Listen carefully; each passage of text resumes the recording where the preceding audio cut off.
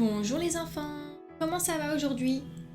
Alors, j'espère que vous allez très bien et que vous allez bien écouter, bien ouvrir vos oreilles parce qu'aujourd'hui nous allons raconter l'histoire du petit chaperon rouge. Alors, c'est parti, on ouvre bien les oreilles et c'est parti. Petit chaperon rouge. Il était une fois une adorable petite fille qui s'appelait le petit chaperon rouge.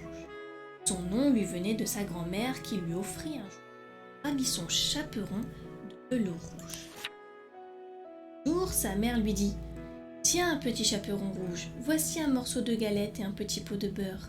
Apporte-les à ta grand-mère qui est souffrante, et sois bien sage en chemin.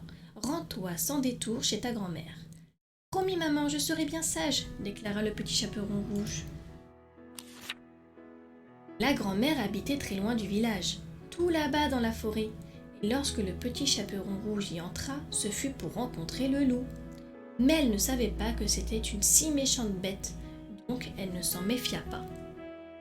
« Oh, petit chaperon rouge, où vas-tu de si bonne heure ?»« J'apporte de la galette et du beurre à ma grand-mère qui est malade, et je dois me dépêcher car elle m'attend, » déclara le petit chaperon rouge. « Elle est appétissante, je la croquerai bien. Elle doit être meilleure que sa grand-mère que je vais également aller croquer. » Loup salua le petit chaperon rouge et se précipita jusqu'à la maison de la grand-mère. Dans ce temps-là, le petit chaperon rouge, elle, prenait son temps pour s'y rendre. Ramasser des fleurs, encore une, puis encore une autre. Grand-mère sera très contente d'avoir un bouquet de fleurs, pensa-t-elle. Loup arriva chez la grand-mère et frappa à sa porte. « Qui est là ?» cria la grand-mère. « Moi, le petit chaperon rouge, » dit le loup. « J'apporte de la galette et un petit pot de beurre, ouvre-moi. »« Tiens la chevillette et la bobinette chéra, » cria la grand-mère. « Je suis trop faible et je ne peux me lever. » Loup tira le loquet, poussa la porte et s'avança, sans dire un mot, jusqu'au lit de la grand-mère, qu'il dévora toute crue. Il enfila ensuite sa chemise, s'enfuit la tête sous son bonnet de dentelle et se coucha dans son lit. Le petit chaperon rouge arriva à son tour chez sa grand-mère. La porte était grande ouverte et cela l'étonna. Elle salua pourtant sa grand-mère. « Bonjour, grand-mère !»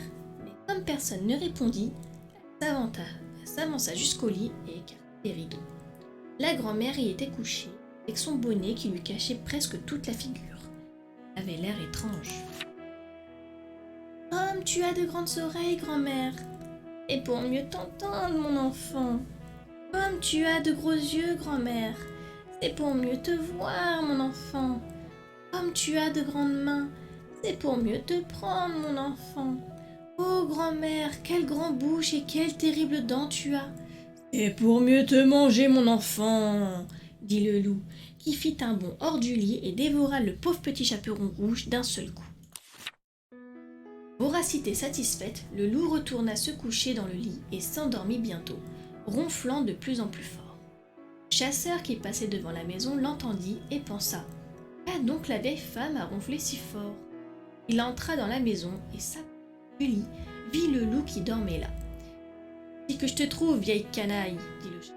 « Il y a un moment que je te cherche. » Il allait épauler son fusil quand tout à coup l'idée lui vint que le loup avait peut-être mangé la grand-mère et qu'il pouvait être encore temps de la sauver.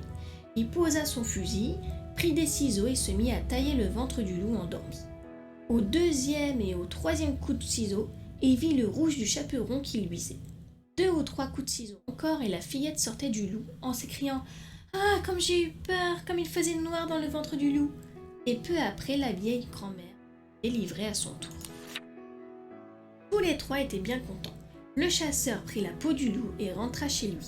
La grand-mère mangea la galette que le petit chaperon rouge lui avait apportée, se retrouvant bientôt à son lit. Et quant au petit chaperon rouge, elle se jura de ne plus jamais parler aux personnes qu'elle ne connaissait pas et de toujours écouter sa maman. Et voici la fin de l'histoire du petit chaperon rouge. Et voilà les enfants, moralité, il faut toujours faire attention lorsque vous êtes dehors. Pas parler aux inconnus et de toujours écouter papa et maman. Voilà les enfants, allez on se retrouve pour une prochaine vidéo avec de nouvelles histoires, de nouveaux coloriages et de nouveaux jeux à découvrir ensemble. Bonne journée les enfants, bye bye.